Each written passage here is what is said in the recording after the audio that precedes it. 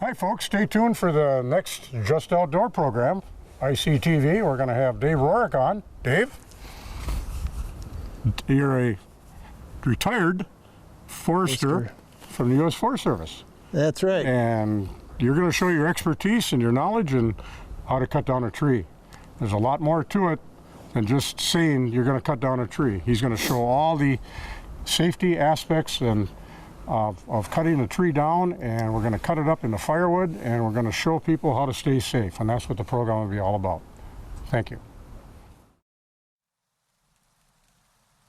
Just Outdoors is brought to you in part by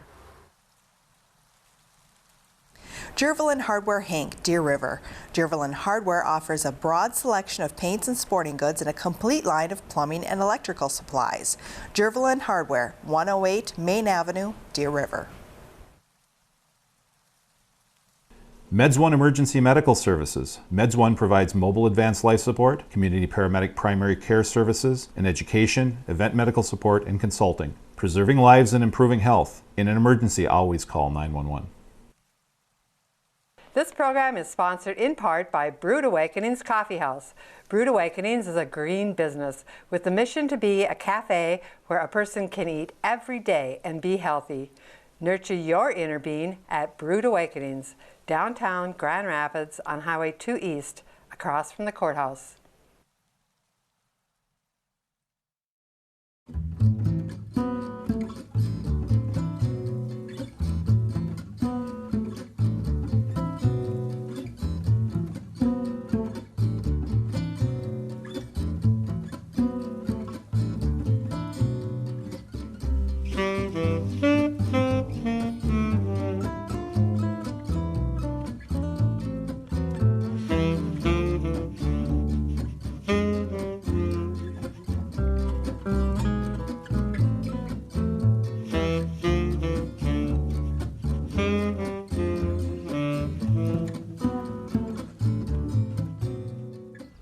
Hi, my name is Tom Chapin, and welcome to Just Outdoors.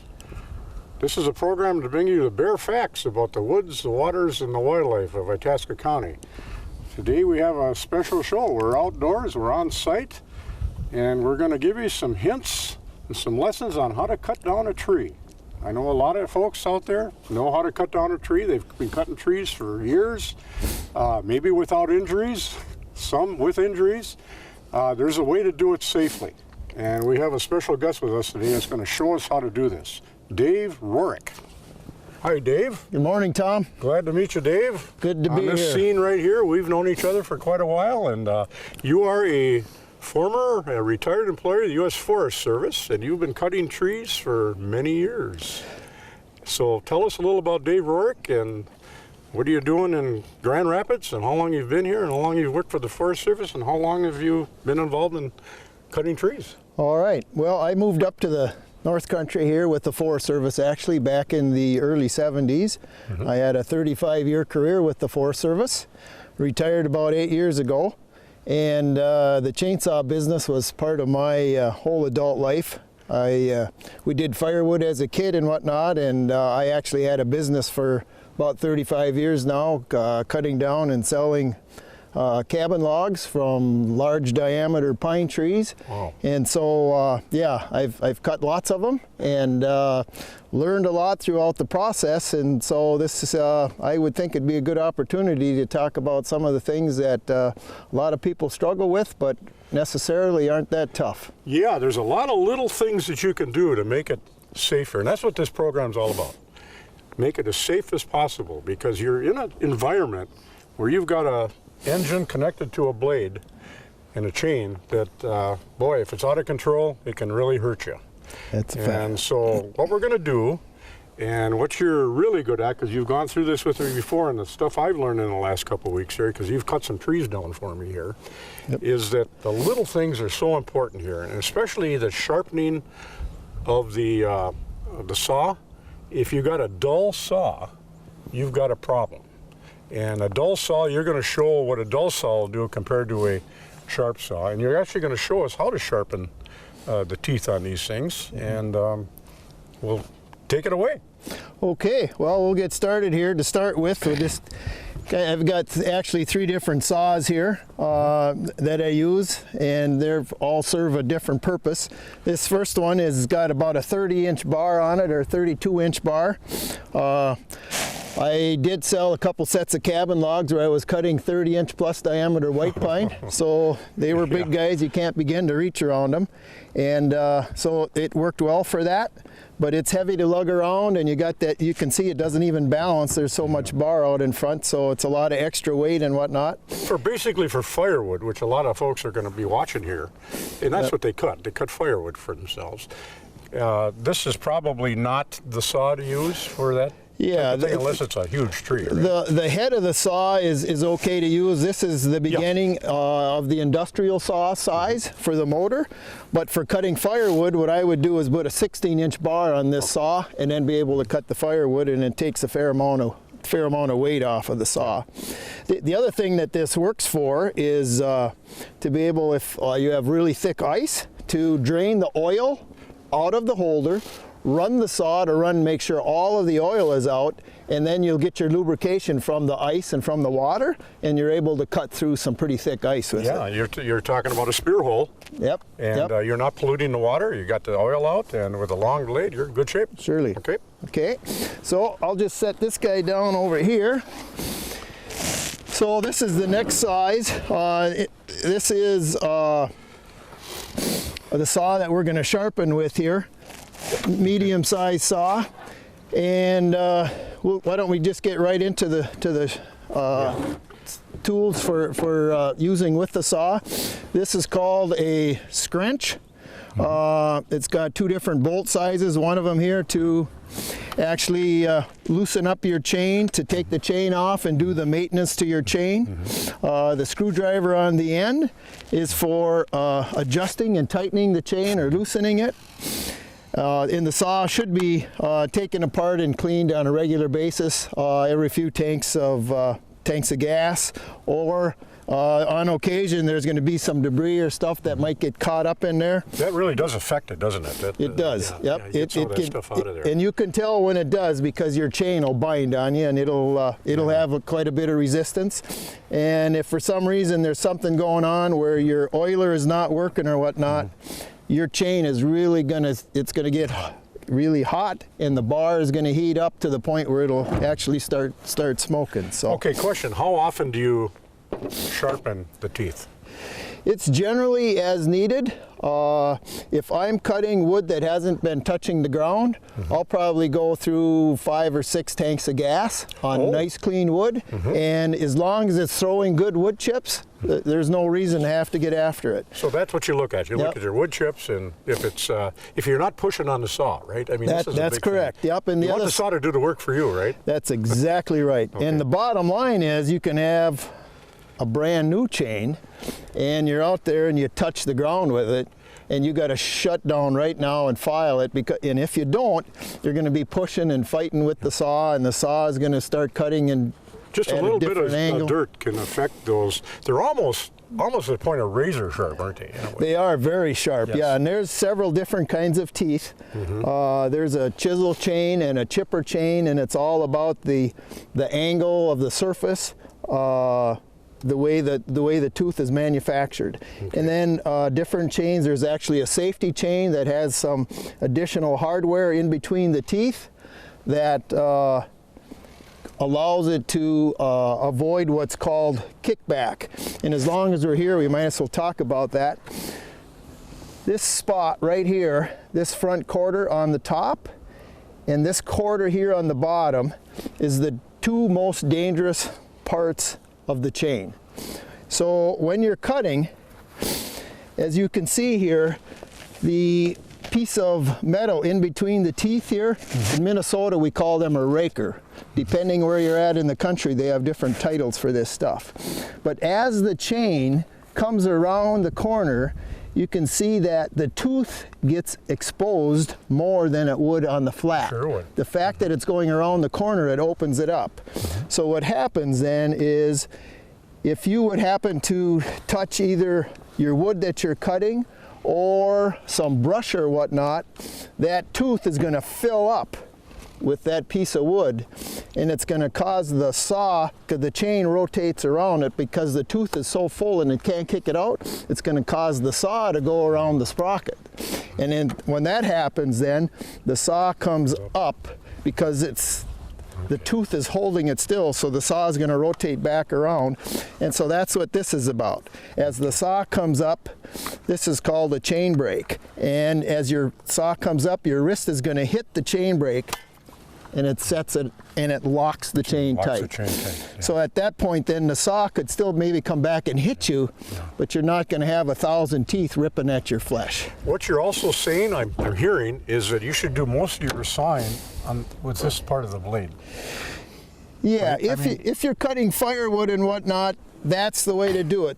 The problem is if you're cutting wood that's laying on the ground, then you can cut like this until you get to the bottom, and then you'll either need some kind of a cant hook or something to roll your log over so you can cut the top of it. To stay away from using the end of the bar to cut the rest of it. That's a smart thing to do, because these two pieces right in here are that's So where a little bit of dirt is going to cause that saw to not function at its maximum.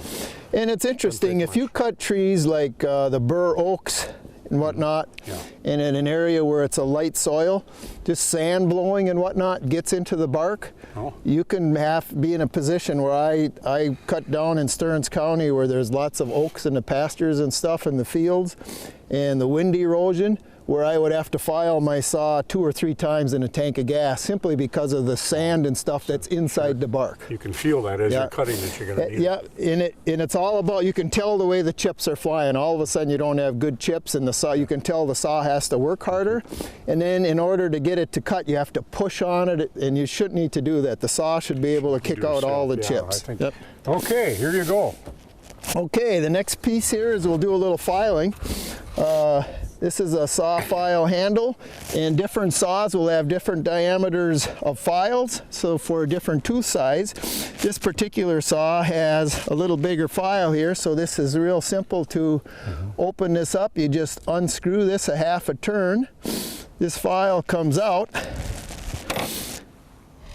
and another file goes in there. You can just tighten it up like so. Now your retailer will tell you what file combines with the chain, right? If you have any questions about it, and sometimes, a lot of folks struggle with that. The directions are with your saw when you get it. Yes. What size file, what size chain, what the pitch on the chain is, and if you have any questions, that's the best thing to do, is to talk to the retailer, and they'll help you right out. Okay. Now, just a quick little demo on how to get these teeth as sharp as a new chain. Yeah, basically. this is something that a lot of folks struggle with, and I did a course myself for quite a few years, and it's not all that tough. Each one of the teeth, there's quite a few different chains. Each one of the teeth on this saw has a little bit of a line that you can see that parallels. Right there. Yep, that's right on the edge of your finger, and it parallels the tooth itself. And that's the same angle, because when you're cutting, if you hit some hardware or something, you can change that angle on that blade real quick, and then when you go to file it, you'll follow that existing, and that'll be the wrong angle. So the correct angle is always that little indent line. So if people are wondering about that, they may not know that their chain has that marker on there. Take a look, and you don't even need a deal you can put on that to kind of keep the angle. You can just do it by following that line right there. That's correct, yep. Okay. And you can, if it doesn't have it, you can actually buy a file guide, and it fits right onto the file, and it'll show the different angles. Not all these have those on there, but most of them do. Yes, they do, yep. So it's simply a matter of following that angle, and then you do not want to be pushing down on the tooth or lifting up on the tooth. The idea is to have the same angle, 90 degrees from your saw, so you want to go straight into the tooth. Okay. And one of the problems that people have is when they're sawing, they're pushing down. Okay. It's not a good thing. because it's going to take the filings out of the bottom part of the tooth only. What you want to do is take the filings out of the entire tooth. So if you're pushing down, which is a very common thing, people think you got to push down to file the saw, or if you're lifting up on it and thinking that the top part of the tooth is what needs to get sharpened, that's wrong. You want to sharpen the entire tooth. That's the part that's horizontal around the corner and the piece that goes down. So it's simply a matter of putting the tip of your file in that. I'm going to put this down here so I got it stable. So you put the tip of the file in, and it's a matter of following that angle and pushing right straight against the tooth back towards the saw. And you give it about 3? If I got into some pretty big problems, it would take 3 or 4. And if it's just like a routine maintenance where you've went through 4 or 5 tanks of gas, 1 or 2 would be enough. And what you don't want to do, unless you have a tooth that's really gotten damaged because it hit a rock or something, is to keep your strokes the same on all the teeth so the teeth all stay the same size. Okay, so you go around the one side, then you turn over and go around the other side. Yeah, so that was this side, and then to do the other side, it's simply a matter of, it's the exact same thing. You want to make sure you're not pushing down, you're not lifting going up. This way. The pressure is probably going this way, is it? Yep, you're pushing it right back, right into the center of the tooth. You see that? It goes right into the center, just like that. And with that line on there, it's so easy to get the right angle. Yep, you could just follow that line. It's really simple because it's only 3/8 of an inch away. And it doesn't take many of those to get it sharp. That's another piece of it is after you file a saw 5 or 6 times, that's when the file should be replaced. The files wear out, they don't last that long. I had an old timer. The files will wear out quicker than that. Absolutely. You cannot file a saw for the length of your chain. Okay. Generally, I would say I probably go through 4 or 5 files, and I have some chains that have about 1/4 inch of tooth left on them, so they'll run all the way down. Okay, 2 questions on this. I think maybe I can ask if they might want to know. The rakers on here. Do you ever file the rakers down as you're filing the saw? If everything is working okay, there should be no need to file the rakers. They should wear naturally. If you hit a piece of hardware or something and it chips your tooth, and now you have to file, and you're probably going to take 6, 8, 10 strokes, you're going to file that tooth way back, then you may need to do some adjustment to that raker because the raker is that much higher than the tooth. Just on that one tooth, though. Just on that one tooth, yep. Okay, the second thing is I hear a lot of people saying the problem they got is as they're cutting, right toward the end, it starts to curve. Yep. At the end of the log. Now that's caused from too much filing on one side, not enough on the other. Okay. And it's very easy to happen. If somebody's right-handed, they're real comfortable filing one side of the saw, and it's awkward for them on the other side, so they're ending up to, they're changing the angle, or they're either putting down pressure on it or whatnot. So the point about filing that you always need to keep in mind is to have that file and put direct pressure into the center of that tooth so you file the entire tooth. Okay, on both sides, okay. Yep. Well, that's good information. That's just basic stuff. But if you're not doing everything correctly, you're not going to get the maximum out of that chain, right? And it doesn't take long.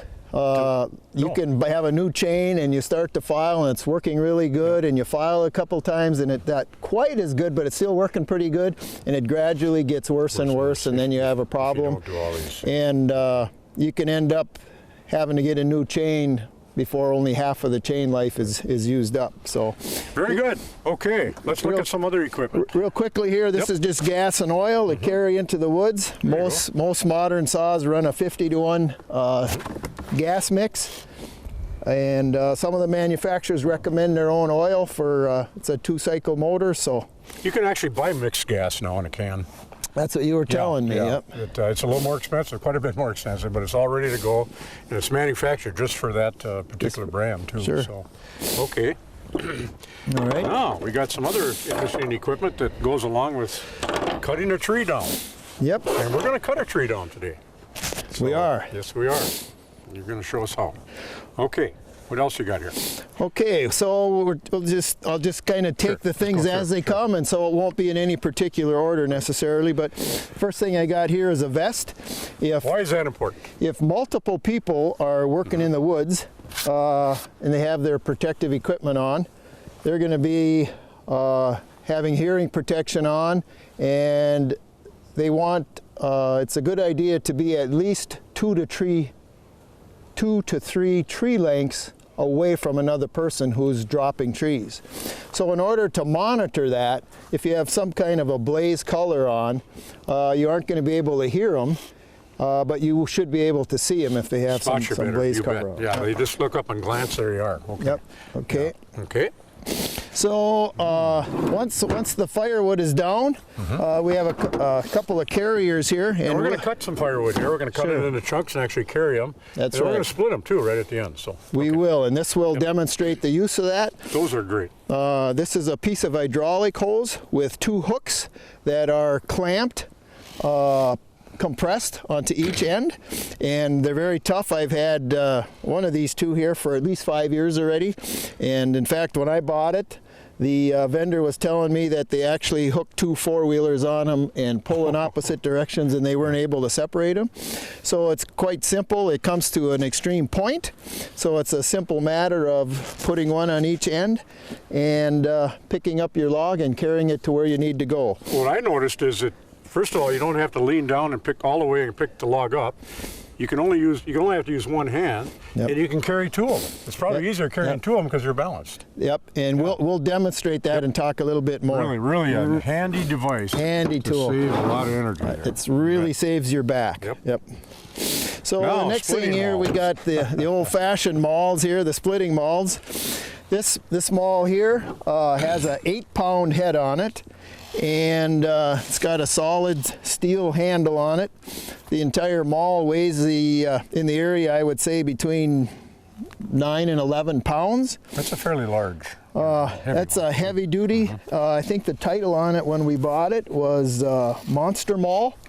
So if you're a brute, that's one thing to be able to handle that. It's pretty heavy duty. The other end of the spectrum is something that's quite a bit lighter. I bought one of these about 7-8 years ago also. This splitting maul is made in Finland. It's very lightweight. It has a 2-pound head on it. It's got a hard fiberglass plastic handle, and it's hollow. There's nothing to this thing. Yeah, it's very lightweight. And I used it the other day, and it's amazing. It is surprising. Just as much or better than anything like that. Sure. And so the design is it's sharpened to be as sharp as an axe. And so once Which most mauls aren't. That's correct. If you see a lot of these mauls, they're designed to use the energy to split the wood. This one, all the energy is provided by you dropping the head onto the piece of firewood. It's sharp as an axe, so it penetrates much easier, and then it immediately begins to flange out so that it splits the wood as that sharp blade goes through it. So we can talk real quick here. I can show you over here the advantages or disadvantages to these mauls. This particular one, we talked just a little bit about the show, and you mentioned about having some problems with it, and that is the case. Unless you have it balanced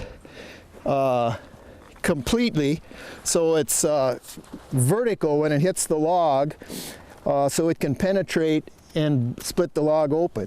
If when you're swinging that, if you're coming down just a little bit of an angle, as soon as it hits the wood, the head is going to fall the direction that it's leaning, and you're going to lose all of that energy, and it'll fall off, and it's going to jerk your hand around. Because of the weight at the other end. Yep, there's 8 pounds just on the head alone. Okay. That's some disadvantages. They're good. Yeah. So this one takes care of that with the blade being sharp and it's very light. The potential with this is these, as you can see with this one, and a lot of splitting malls have a longer handle on them. And so the tendency is when you're swinging on a piece of firewood to be upright to swing. With this smaller handle, it's important to not do that, because if for some reason you miss where you're trying to strike the wood, or if you hit off to the side and it glances off, it's at a very close proximity to where your ankle is, and it will do some major damage. So the way to use this splitting maul is to split like this, so when the blade enters the wood, your hands are at about the same level, so if something would happen that it would hit or you would miss your target, it would go off one way or the other, and there's no way that it could come towards your feet.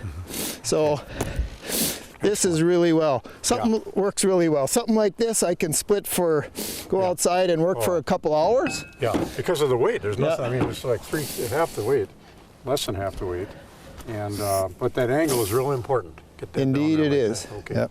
Very good. I see you're wearing chaps. I do. Which is a part of the chainsaw chaps are part of the safety gear. Why don't we just go through the rest of them? I have leather boots, leather gloves, safety glasses, hard hat. And this particular hard hat comes with the ear protection. And if I'm cutting all for a long day or whatever, sometimes I'll put some additional, put an earplug in, and then I wear this over the top of it. So the chaps, boots, leather gloves, glasses, ear protection, and head protection. Well, the glasses are really important, aren't they? Yep. And we'll talk about this whole head protection and the risk when we get over to the tree. Okay. About the things, there's 3 or 4 things that I want to talk about when we get over there. All right, then you got a couple other things here that you're going to show. Okay, so we're getting into, now we'll get into cutting the tree down. What we have here are some plastic wedges. You can see there's, actually have 3 different sizes, and the wedge is designed to, if you're going to directionally fall a tree, different than what the angle of the tree is leaning. A wedge is a necessary part of that process. And so the wedge is designed, once you start out by putting in an undercut. You cut into the tree about 1/3 of the diameter, and then you take a wedge of pie out either from the top of it or from the bottom. Doesn't matter. Either Top or one, bottom. doesn't Okay. matter. Okay. What it does is give the tree the ability to fold onto itself without pinching. Okay. And so then when you do what's called your back cut, that's done about 1 inch, 1.5 inches above your undercut on the opposite side of the tree. And if as you get into the tree, once your bar gets into the tree a couple of inches, you are then able to take your wedges, put them into the tree, and just tap them in, and the wedge will hold into the tree. You can see on the back side of these wedges, there's little ridges on the wedge, and once that ridge gets into the tree, that prevents it from coming back out again, so it holds that tree in place. So the only thing you can do is tap it in a little further, and that gets the tree to perform a fulcrum. Okay, you're saying tapping. You never have to pound these very hard. Yep, Right? these are plastic wedges. They aren't made for... And I've had these, you can see here, this one here, I've probably had this for 20 years already. And at times I got to tapping on it pretty hard, but they last for a long time. They're not designed to be pounded in and forced in like you would a steel wedge if you're splitting firewood or something with a wedge. Okay, the tree we're going to take down, we're going to involve those because it's leaning one way quite a lot. And we're going to try to fell it at a 45-degree angle from that. Now, whether we're going to be successful or not depends on the makeup of the tree, and you're going to be talking about that here in a minute. That's right. Yeah, we'll talk about that when we get there. We got to kind of size it up. Yeah, our intent is... Every tree should be sized up by the person that's cutting, right? Yeah, we will go through that entire thing, what the size up is, and every time you cut a tree, the feller is the one who makes that decision about their comfort level with that tree or not. Okay. Got a couple other things here for... Yeah, and another thing to use if you're around buildings or whatnot and you want to make extra sure, and the reason for that is sometimes you can't know exactly how much defect is inside of the tree. So to have an extra precaution, you can use, this is a 4-ton come along here. So it's got a little block and tackle on here, so you can put lots of energy against it. You can get up into the tree about with a little extension ladder or whatnot. Put yourself this is a jerk strap here. You can wrap around that or use a chain or a steel cable and then cable it off so that if the tree would happen to fall and there was some defect in there and it broke away, the hinge wood was in an area where there was supposed to be good solid wood and it turned out to be defective, that tree can let go, and what this will do is prevent it from falling against the building or not what, it would force it to fall away from wherever you're a lot of trees that people want to take down are next to buildings. That's why they want to take them down. That's exactly right. This is a really important couple of pieces of equipment here for that. Yep. And you're saying defects in the trees. We're going to be talking about that, but it seems like the older the tree gets, the more chance of having defects. Is that absolutely possible? Yep, it's just like us. The older we get, the more health issues we have. The trees aren't any different. That's about that's the long and the short of it here. Yep. All right, and then you got your hard hat. Okay, we got hard hat here, and can just mention real quickly here, this is a picaroon. It's got a wooden handle on it. It's got a little, about a 3-inch blade on here with a little tip on the end. And that is designed for that tip to stick into the wood. So if you're turning over a log or picking up some firewood, it's a matter of hitting it into the wood and then you're able to drag it. Okay. It just saves on your back. And we're going to be showing that, and we're going to be showing us picking up the wood with those. Yep. And yeah, so I guess other than we all got the helmet there, we got another saw, you got an extra saw, a third saw, just in case. This is a little shorter. Yep, this one's got a 16-inch bar. This one's got a 20-inch bar. Okay. And the bigger one had a 30-inch bar. Okay. Very good. Well, what we're going to do is now, Dave, we're going to go over to the tree that we're going to cut, and you're going to show us some things about safety and the condition of that tree. Because that's right. This is a fairly large tree. It's probably close to 75 to 100 years old. It's box elder, which is a soft tree, and the minute box elders get old, they have a lot of defects in them. Yep, lots of defects. So we're going to cut down a perfect tree here for a demonstration. All right. Okay, very good. Let's go check out the tree, Dave. All right. We're going to be cutting here. I measured it the other day. It's about 15 inches in diameter. It's not the biggest tree in the area here, but it is at an angle, quite an angle. And we're going to try to drop this tree, depending on the condition of the tree, a 45-degree angle from where it's leaning. So basically the tree's leaning this way.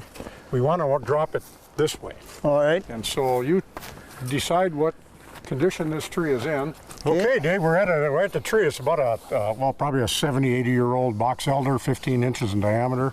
It looks pretty ugly. It looks like there's a lot of damage, maybe a disease or just how the tree grows when they get older like that. Because most box elders die fairly early. They grow fast and they die within 75, 80 years. So what do we got here?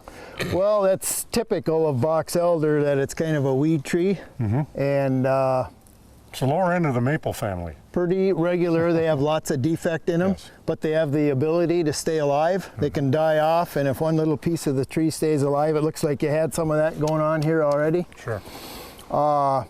So what my biggest concern was, we see that we have a seam in the tree here. It obviously has defect. It goes all the way down from the stump right at the ground level, comes all the way up here, and you can see where the birds were picking in here. So I can feel the defect, and then as I can push it in there, it's quite a bit of soft. So it looks like we only have about maybe 1.5 inches of solid wood on the outside, which is a potential, quite a concern here, because if we're going to drop it at that 90-degree level, a 90-degree angle over here, we're going to have our third of our undercut is going to go into a third of the tree, and as you can see, a third of the tree is right at that seam where the defect starts. So it's very probable that there's a considerable amount of defect in there. You're saying the tree will always kind of tilt and drop toward the defect. It will. That's soft. the weakest spot of the tree. So wherever the defect is, that's the area. And I just noticed another one here on this side here, just as we were starting here, we have another seam over here. And so, oh yeah, I can push right in there pretty handily. Yeah, that goes in there about 5-6 inches there. So the fact that we got that kind of defect, in order to be confident about the direction that we want the tree to fall, Tom, I guess what I would recommend, the fact that we know we have defect in there and it's quite apparent that the defect is going to be right in the area where we want the hinge wood. And so with that being the case, what I'm going to recommend is that what I would like to do is drop it over, not the direction that it's leaning, but about 20 degrees to the left of that. Makes sense, because I can't see with the soft wood that you're going to have here, you're going to be able to drop it at a 45 this way. It's going to be tough. Sure, and then once we get it cut off, we'll be able to see exactly what we were just talking we'll take about, a look at it. just how bad it really is. Yeah. My sense is it's bad enough that we don't want to take that risk. Yeah. So this would eliminate pretty much using the wedges. Although you might want to. I still will, just for the use of having to do it, the fact that we want to drop it 20 degrees in the opposite direction, we'll still use the wedge. Okay. Yep. On this end here. Yep, on the back side here. And what I'll do here is I'll start the saw, get things ready. I'll put the undercut in, and then I will describe again how we're going to use the wedge. And then after that, we'll move the camera back and I'll finish dropping the tree. Grab that for you? Yep. Okay. Thanks.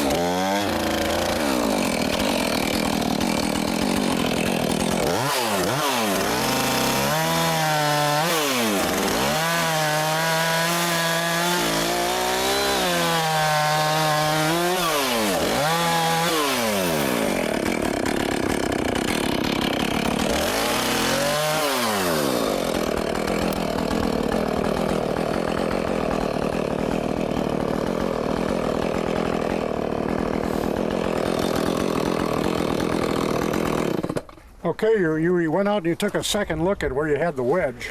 Yep. Because that gives you an idea. That shows me when you look directly at the wedge, it'll show you exactly where that tree wants to fall. Okay. And I think you probably noticed when I was cutting through, and it was because of some of that defect in there, there was probably a gust of wind, and because of that defect, it began to pinch this bar of the saw. Yeah. And for that reason, I'm just a third of the way into the kind of the minimum amount, a third of the way into the tree. Now, do you make a mark around here so you know exactly where you're cutting? Because this is at an angle. The fact that it's all at an angle there, I likely will do that, just to put a skin mark on the tree to see that I have an equal amount of height from the back cut on both sides of the tree. So this is our undercut. And what we're going to want to do is put the back cut about 1.5 inches on above that undercut. So I'm going to start my back cut right about here. Now, are you saying above the top or the bottom? Above the crease of... Oh, above the crease, right there. Above the crease, yep, that's the piece, because it's the hinge wood. I can tell already on the inside, you can see the discolored wood. You can see the beginning of the defect there. So that's going to be the weak spot of the tree. But I do know that I have good hinge wood here, And I also have pretty good hinge wood on the other side. Okay. So that's going to allow me to drop the tree in that direction. So when I put the back cut in, as soon as I get the bar into the tree, the width of the bar, what I'm going to do is put my wedge inside of that cut mark and just tap it to make sure that it goes into that direction and the tree can hold as it is. We got a little bit of gusty wind here, it's causing things to go back and forth, but the fact that we have some defective wood in there, the wind can play a pretty important role in that, so the wedges will hold it in place. But with the wedges in there, Dave, how do you continue that cut, or do you make As the cut continues, I'll cut another inch and then I'll stop and just tap the wedge to catch up with what I have cut, and then I'll do that 2 or 3 times. Okay, so you cut on each side of the wedge. Well, I'm going to cut all the way through, and once my saw is into the tree, this is where it'll start. Once the saw is into the tree at this point, then I can get the wedge in back here. Okay. And then when I cut another inch in, then my wedge will be able to go in another inch. I'll tap it in as we go. All right. Okay, Dave is sizing up the tree there, and he's going to make the first cut in the back and then apply the wedges. First he's making a mark around the outside so he can follow that.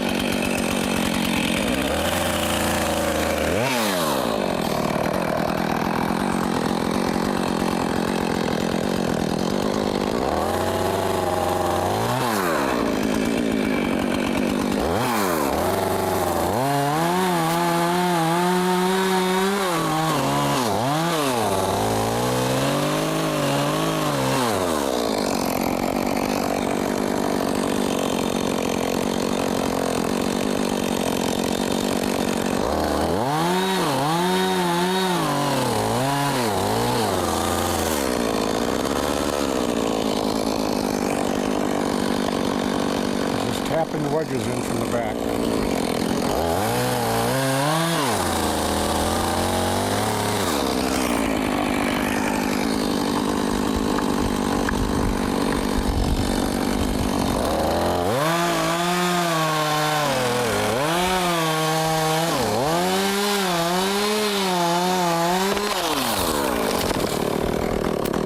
Okay, he dropped it right where he said he was going to drop it. You know, it doesn't look like a huge tree until you start cutting the chunks off. Yeah.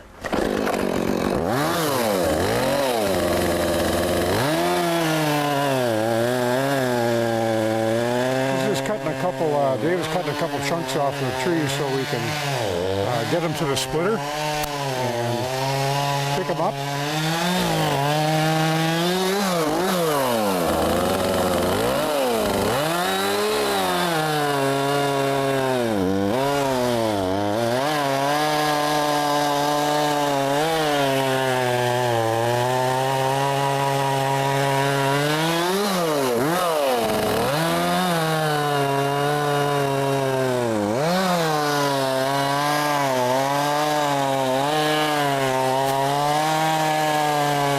About a half a cord of firewood in that tree.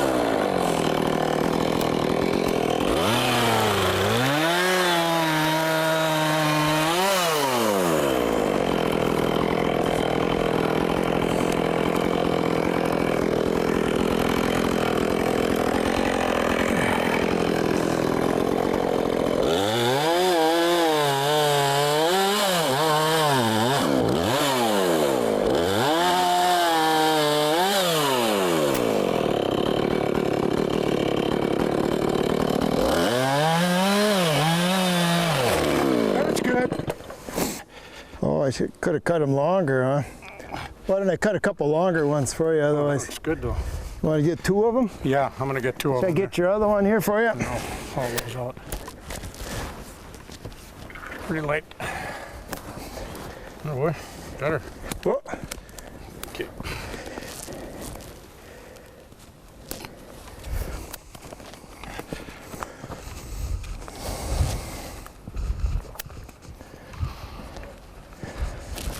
Couple pieces of box elder here.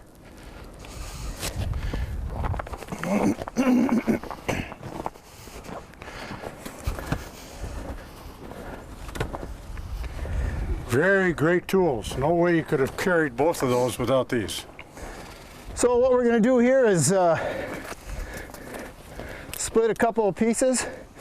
I'll demonstrate what I had talked about with the lightweight splitting maul here first, and then we'll do a couple of pieces on the wood splitter.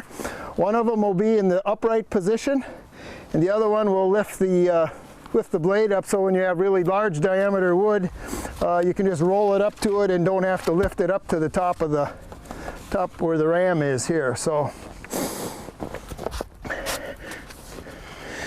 as I was saying earlier, you want to be really careful about it. It would be tempting, if you're used to splitting with a long handled axe or a splitting maul, to stay standing up like this and hit it like that.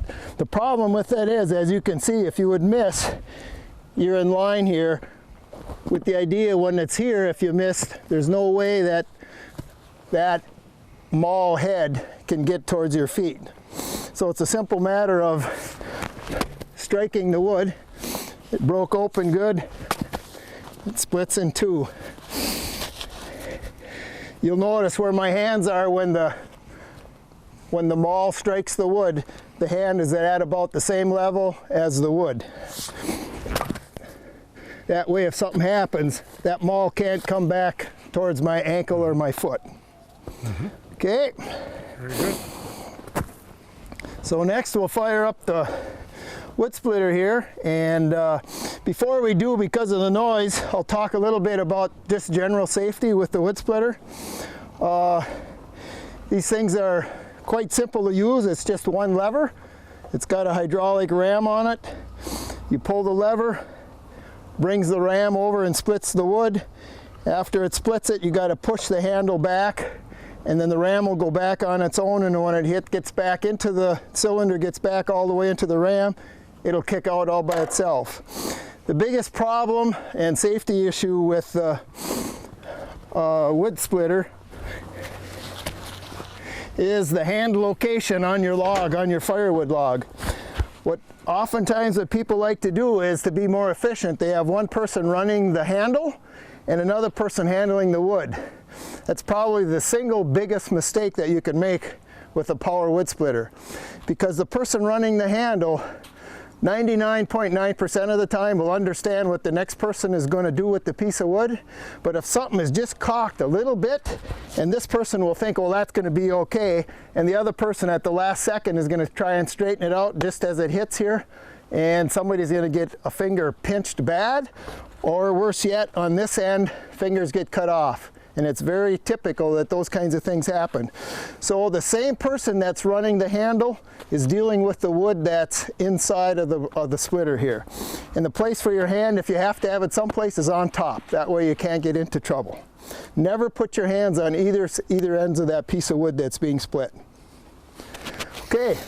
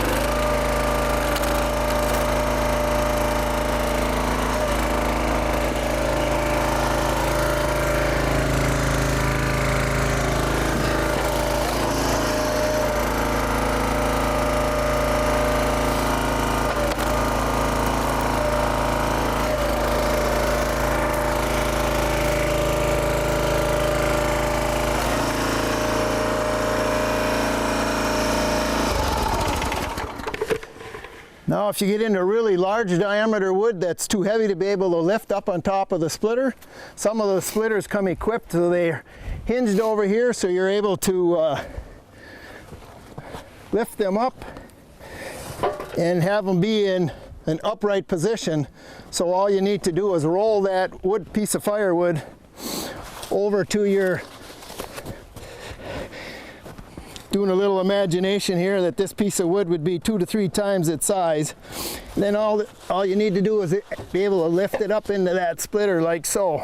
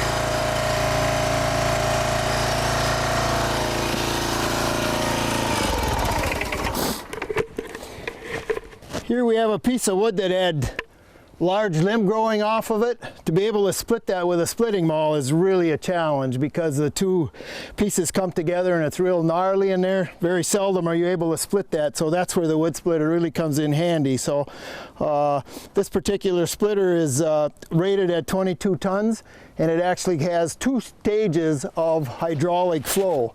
So if it gets to be really tough, what it does is go into the slower stage. The engine doesn't have to work any harder. It just causes the hydraulics to go at a slower motion.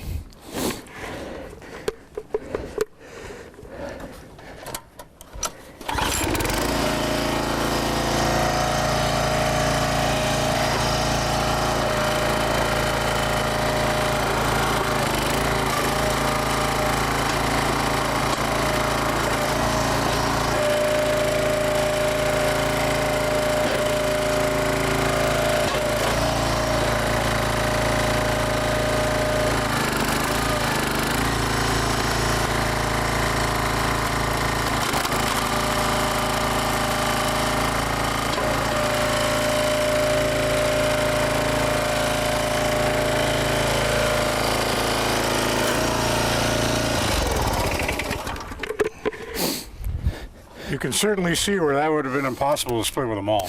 Yeah, exactly right. You can see because of all of the extra scar tissue and whatnot that's in that wood fiber, and you were able to see after the splitter got into it about maybe an inch or 2, it slowed way down. It just got into that higher stage. It could use the power of hydraulics is just amazing. So it works really well when you have the right equipment. Very good. Well, anything else you want to say about the whole process here? We covered the equipment, cutting the tree, looking at the tree to see what condition it's in, and then bringing the wood over and actually splitting it to a form where you can throw in your stove here. Yep, that's right. Anything else you want to cover? Safety. Safety-wise, I guess, yeah, it's safety is an important piece. It's critical.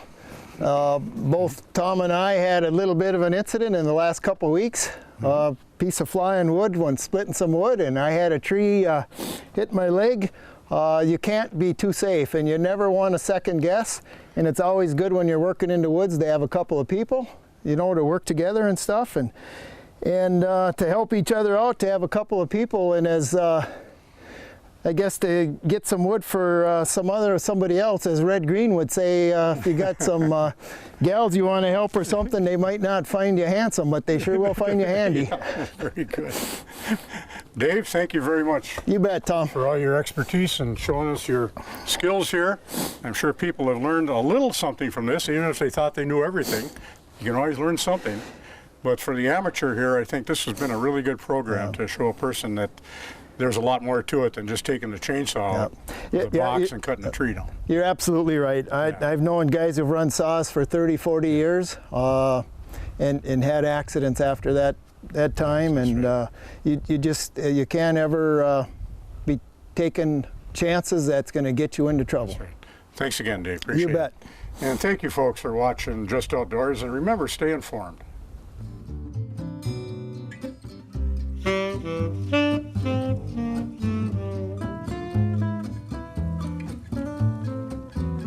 Mm-hmm.